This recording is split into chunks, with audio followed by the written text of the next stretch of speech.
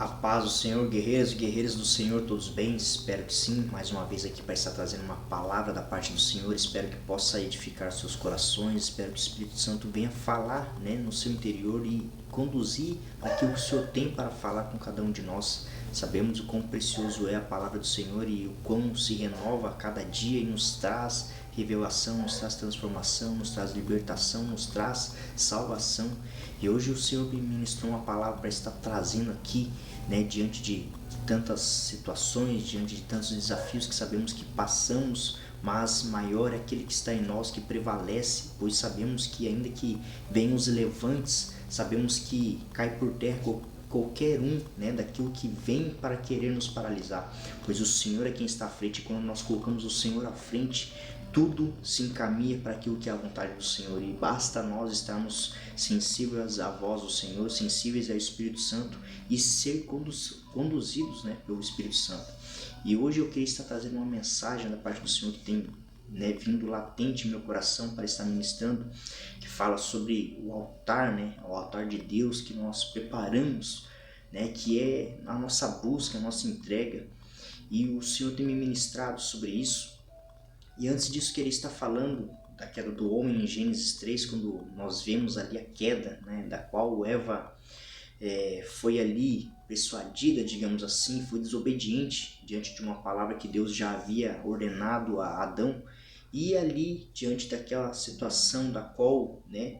a serpente veio e induziu com que a Eva tivesse dúvida e tivesse um anseio pela busca daquele conhecimento da qual sabíamos que, hoje nós lendo a palavra a gente vê ali o contraste daquilo que trouxe a queda do homem, pois diante dela visualizar aquilo que era proibido e ela almejar aquilo, veio o anseio, o desejo de obter aquilo, E quando a serpente fala, certamente que você, ao comeres desse fruto, não morrerás, E a gente entende que a morte da qual ali Deus havia falado não era a morte física, mas era ali a desconexão com Deus, ali a separação, de Deus com o homem. E a gente sabe que Deus era um Deus, Ele é um Deus relacional, Ele vinha toda ali o dia buscando estar ali na presença com Adão. E ali a gente vê que ao a serpente persuadir a Eva que ela comeu do fruto e logo após levou para Adão também comer, a gente viu que ali veio a queda do homem. E o interessante é que quando Deus chama Adão, ao eles abrir os olhos para as coisas do mundo, nós entendemos que ali nós, como seres humanos, abrimos os olhos naturais para as coisas do mundo e fechamos os olhos espirituais para as coisas de Deus. E aqui a gente vê que quando Deus chama Adão,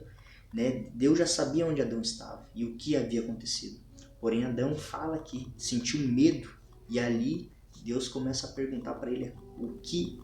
aconteceu e pergunta: você comeu do fruto? E aí um começa a jogar a acusação para o outro, assim como hoje nós vemos, nós como seres humanos, sempre queremos terceirizar a culpa e nunca assumimos os nossos erros e sempre buscamos achar um culpado. E aqui a gente vê que ali um foi jogando para o outro até Deus sentenciar cada um diante de todas ali as circunstâncias, fazendo com que o homem fosse ter o seu trabalho, o suor da terra, e fazendo com que a mulher também obteria ali as dores de parto, e a serpente comeria do pó e se arrastaria, E a gente vê várias coisas ali que Deus fala a eles. E no contexto geral, a gente vê que houve a separação do homem com Deus. Ali o pecado entrou na humanidade e hoje nós nascemos com a raiz, com a semente do pecado. E a gente vê que as coisas da carne que se inclina a gente fazer as coisas erradas, desde quando nós estamos crescendo, ninguém nos ensina certas coisas, como a mentira. A mentira começa a vir, nós começamos a mentir ou até mesmo, a falar algumas palavras, a qual quando nós vemos uma palavra ali que hoje entendemos que são palavras torpes, a criança tem a facilidade de pegar essa palavra e repeti-la.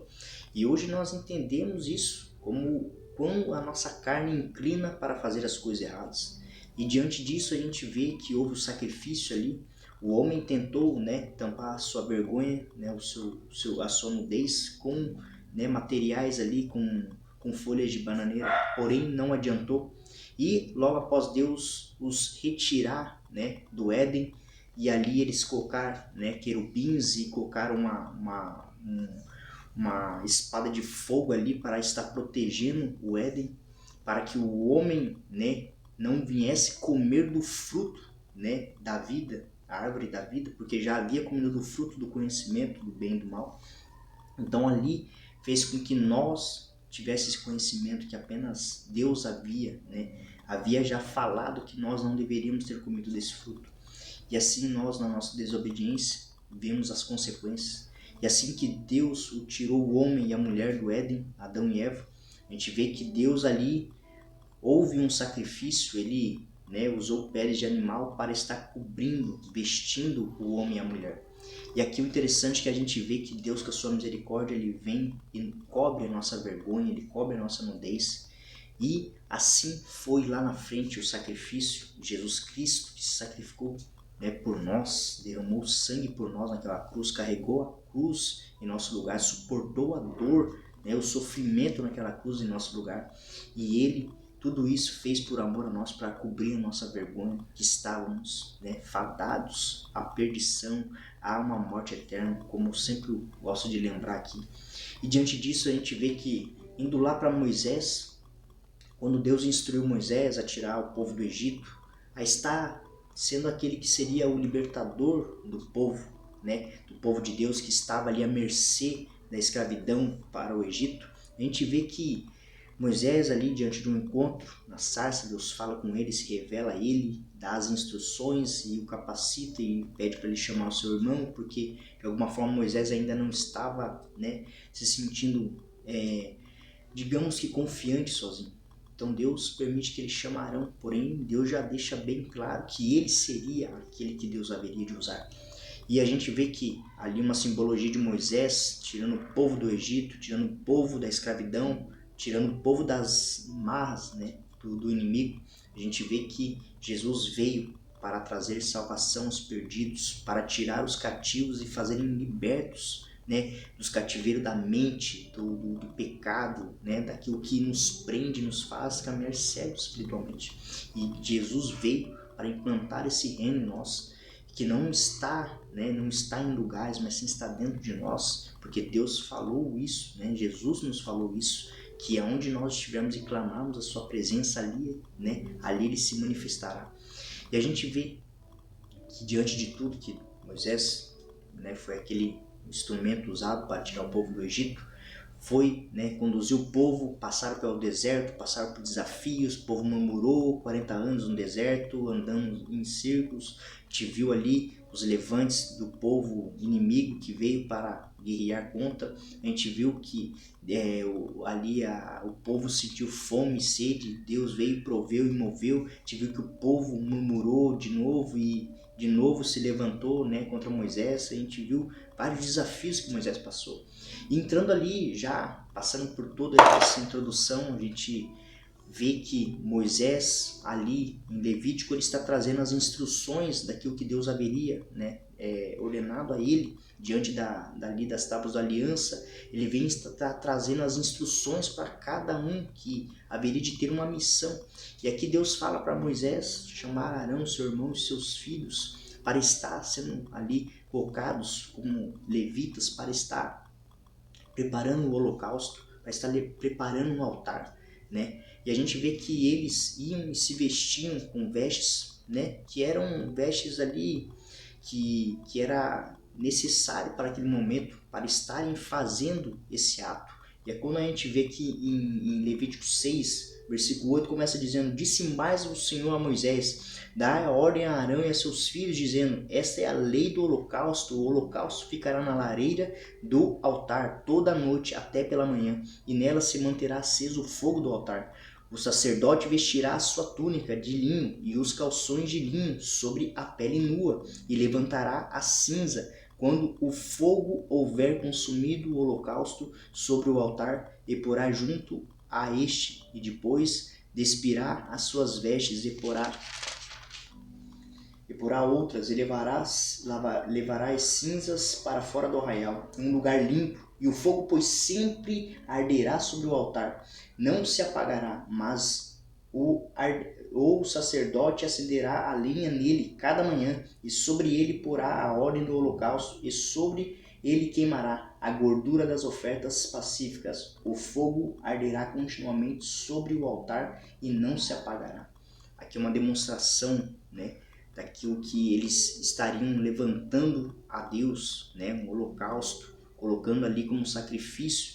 pois como sendo um sacrifício vivo ali, apresentado para, né, para colocar perante Deus, né, sendo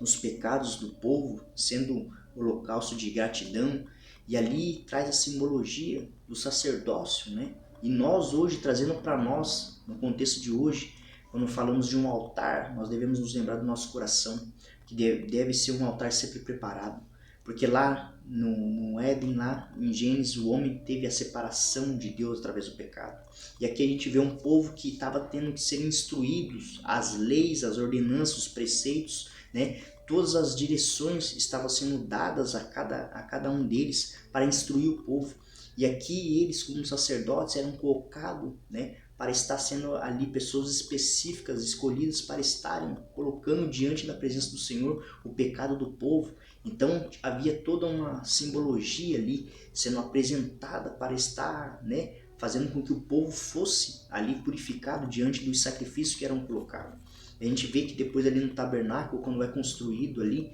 né, a gente vê que tinha todas as direções ali, tinha o propiciatório, tinha a parte ali onde eles se colocavam ali no Santos dos Santos, e aí tinha o lugar santo e o santo dos santos para que o povo estivesse tendo um acesso a Deus, e era apenas os sacerdotes escolhidos a cada ano para estar colocando, né, os pecados do povo ali diante da presença do Senhor, e eles clamar a misericórdia, clamar ao arrependimento do povo. Então aqui havia esse acesso através, né, da passagem do véu para que, né, eles estivessem na presença do Senhor. Então há um grande contexto aqui, porém o que nos traz aqui, o que eu quero estar trazendo da parte do Senhor é que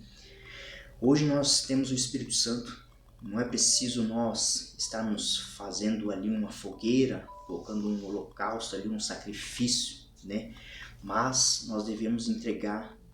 os nossos corações rendidos ao Senhor, aos pés da cruz, buscando no secreto. O que o Senhor tem me ministrado há alguns tempo é que quando nós estamos focando tanto nas coisas do mundo, tanto nas coisas alheias, quando nós estamos focando tanto, né, nos altares, e quando estamos vendo pessoas, né, focando tanto em estar em lugares de status, lugares de, né, de posições importantes, nós vemos que essas pessoas estão tirando os olhos do secreto. Estão buscando tantas coisas, buscando em tudo e em todos, e estamos esquecendo de buscar no secreto, que é onde nós levantamos um altar para o Senhor, onde nós levantamos um holocausto para o Senhor, que é as nossas orações, as nossas súplicas, as nossas rendições, com orações apresentadas ao Senhor, como a palavra dele fala. Devemos apresentar nossa melhor adoração no secreto. Mateus 6,6 nos fala que nós, ao chegarmos no nosso quarto, fechamos a porta, e quando nós fechamos a porta e buscamos no secreto, o Deus que vê no secreto, ele ouvirá e ele nos recompensará. Então, quando nós esquecemos do secreto, acabamos que estamos visualizando apenas as coisas de fora, os problemas, as situações desafiadoras, as pessoas que muitas vezes se levantam contra nós ou falam mal de nós, ou muitas vezes temos o sentimento de traição, muitas vezes temos o sentimento de que está sendo enganados ou até mesmo deixado de lado, porque nós estamos tão preocupados com aquilo que as pessoas vão pensar, do que Deus vai pensar de nós. E isso faz com que nós venhamos estar caindo em si, para nos lembrarmos que nós devemos apresentar o nosso melhor holocausto no secreto, buscando clamar no secreto, buscando como verdadeiros sacerdotes, da qual o Senhor nos chamou, nos escolheu, nos tirou da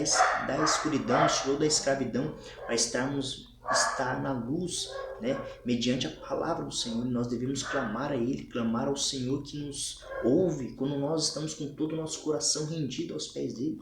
E hoje nós devemos estar buscando, estar tirando toda a cinza que de alguma forma tem pesado no nosso altar, tem impedido lenhas novas de estar sendo apresentadas para estar levando um holocausto maior, um holocausto, né, realmente do agrado do Senhor, para que venha subir com incenso de aroma agradável ao Senhor. Então, quando nós apresentamos um coração contrito, quebrantado, que é muitas vezes nós estarmos quebrados, nós estarmos feridos, machucados, estarmos sangrando, né, por dentro. É isso que muitas vezes nós devemos fazer na presença do Senhor, estar apresentando a Ele, falando: Senhor, eu sozinho não consigo, eu sozinho não sou capaz, eu com a força do meu braço tentei até aqui e só trouxe consequências violentas na minha vida. Porém, eu entrego em suas mãos, eu verdadeiramente coloco o controle em suas mãos, Senhor. E nós devemos clamar a isso ao Senhor, porque se nós continuarmos segurando o controle, o Senhor já não vai estar mais, né, com o controle, pois Ele deixará que nós venhamos tomar a decisão. E Ele fala: você quer fazer dessa forma, filho? Então faça. Porém, é com os erros que muitas vezes Ele vai nos permitir passar esses erros, para que nós venhamos cair em si e venhamos nos lembrar de estarmos buscando Ele no secreto. E o secreto não apenas, eu posso dizer que seja o quarto, mas aonde estivermos, no carro, onde eu já tive várias experiências sobrenaturais com a parte do Espírito Santo. E seja em qual lugar estivermos, nós devemos estar clamando ao Senhor, buscando a Ele, estar em comunhão com Ele, buscar estar tendo aquela proximidade que lá no Éden Ele tinha com o homem, que Ele sempre buscava estar ali em comunhão com o homem. E nosso Pai, Ele é um Pai relacional. Ele quer ter um relacionamento conosco como filho e pai. E se nós pararmos para olhar e vermos se há algo que tem nos impedido isso, devemos ver como estamos vendo o nosso pai terreno ou o nosso pai espiritual, seja líder, seja pastor, seja pessoas próximas da família mesmo. Como estamos com o nosso coração com essas pessoas? Porque aquilo que estamos com sentimentos, ressentimentos guardados, com o coração inflamados, com feridas, talvez isso vai determinar aquilo que estamos sentindo com Deus. Porque como vamos estar dizendo amar a nosso Deus Pai, se nós não amamos aqueles que estão ao nosso lado, próximo de nós? Então hoje eu peço, né, que o Espírito Santo venha trazendo uma revelação clara, né, e que venha estar trazendo à luz a palavra que o Senhor tem para nos ministrar diante disso. E essa era a palavra de hoje, né? Que venhamos tirar os nossos olhos dos altares e voltar os nossos olhos para o secreto, buscar, né, clamar ao Senhor no secreto,